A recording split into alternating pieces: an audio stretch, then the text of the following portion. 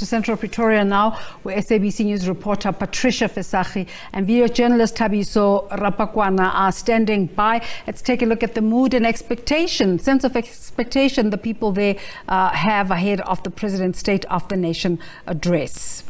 Patricia, a very good morning to you. Good morning, Naledi, and of course Desiree, to our viewers as well. Here in the heart of the capital city, ahead of the much-awaited SONA that the President is expected to deliver. Of course, here people have a lot of expectations. You would know in the last months there has been a whole lot of challenges that have plagued the capital city. At the center of it is service delivery-related issues. We saw, of course, that damning audit report that came out as well, but we've spoken to the leaders in the capital city to ask exactly where the problems lie. Tshwane Mayor Randall Williams joins me right now. His biggest issue is load shedding, and he just wants to plead to the President to do something about what load shedding, of course, is in South Africa, and just the impact that is dire, in particular here in the capital city. Thank you so much, Mayor. We await to hear what the President has to tell the nation, but you also have one thing that you are asking from the President. Just share that with us. Well, yes, I mean, load shedding is not something that started recently. It already started in 2008, and not long after 2008, President Zuma then appointed then Deputy President Ramaphosa as chairperson of a task team to sort out the load shedding problems. And I hope that after 15 years that the President will finally have a plan that he can implement immediately to stop load shedding, because load shedding, it's got a disastrous effect on people's lives, and especially the way we want to run the city. I mean, our maintenance and repairs bill has shot through the roof. I mean, substations like the one behind us were not made to be switched on and off. These stations were meant to run continuously 24/7.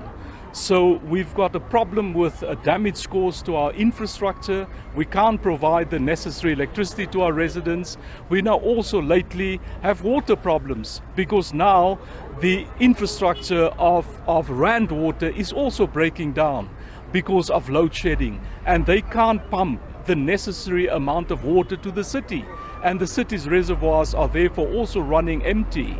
So I hope that the President will announce a plan that he will be able to implement immediately, not something for the future, but something that we need right now. All right. For those who don't understand, you have built a picture more or less. We saw the protest in Soshanguve last week, really just reflecting the frustration that is on the ground. Ordinary citizens saying that their businesses are collapsing. We've heard children who can't go to school when there's no electricity, there's no water at some of these schools. How has that made your life difficult as mayor of Tshwane to run the city and to realize your vision to, of course, ensuring that service delivery is prioritized? Yeah, well, obviously we're the face of service delivery. So if something is not being done by national government, we have to face the brunt. And Rand Water is a national entity, and when they were not able to give us sufficient pressure of water that we could pump through to Soshanguve residents were without water.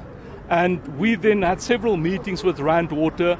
They were then able to assist us by increasing the pressure. And you saw a few days later, after we've had our meeting, Soshanguve residents started receiving water. But it shouldn't be like that. We should have the necessary infrastructure in place to serve the demand of the residents. And that's why I'm saying, I hope, even if it means that the President, and we have, as the DA, been calling for the President to declare a state of disaster, so that we can then put in extraordinary measures to overcome this problem of load shedding. He must do what is needed to be done. so that at the end of the day, we help our residents. I mean, over the COVID-19 period, 600,000 people lost their jobs over the 2-year period of lockdown. Now, this load shedding is exacerbating that. Restaurants can't start up.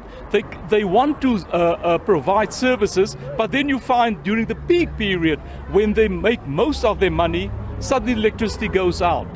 And then these restaurants can't start up again, they can't re-employ people. So we plead with the President that he comes up with a plan that can be immediately implemented, and then within a few months, people will be able to see the difference. You have resumed the Tshwane Iyatima campaign. We can see you are here going throughout the capital city to switch off defaulters, those who are not paying. Just in short, give us an update. And that is part of the city's efforts to increase revenue collection and to make sure that the financial pressures that you are feeling at least get sorted out. Just in brief, tell us what's happening here. Yeah, we started in the CBD, 2 businesses that were disconnected. One was disconnected previously for electricity, but we found that they were illegally reconnected. So we're going to give them a heavy fine.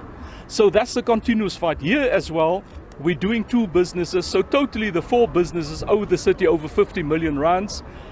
We're doing 2 businesses here. This one, the electricity was previously disconnected. We found out here that they illegally reconnected themselves and also running their own distribution business where they sell people electricity on their prepaid meters. Some of it is state-owned entities, it's government departments. What's your message to the President to make sure that his departments actually also pay their bills?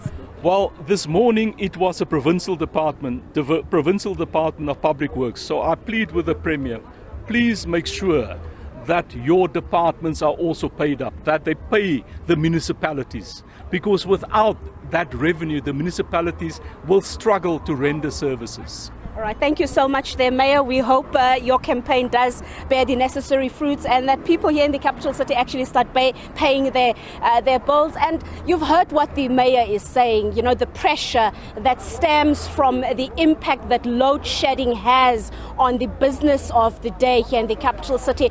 But more important, the impact on ordinary citizens, how their lives are almost destroyed because of load shedding. Businesses that we've heard the testimonies, the dire testimonies, the frustrations that are pouring out. We saw how the community of Soshanguve had to resort to, you know, an aggressive protest where they literally shut down their whole community to echo their frustrations. And throughout the capital city, we hear the complaints, some people saying that, you know, some of their sick relatives are impacted. And it is on the backdrop of that the Mayor is saying that as we await to hear what the President is saying, he needs to consider what load shedding is doing to ordinary citizens and how it is impacting the capital city. Of course, his office just being here, the union buildings, he has to also think about how the capital city that is the face of South Africa, how it is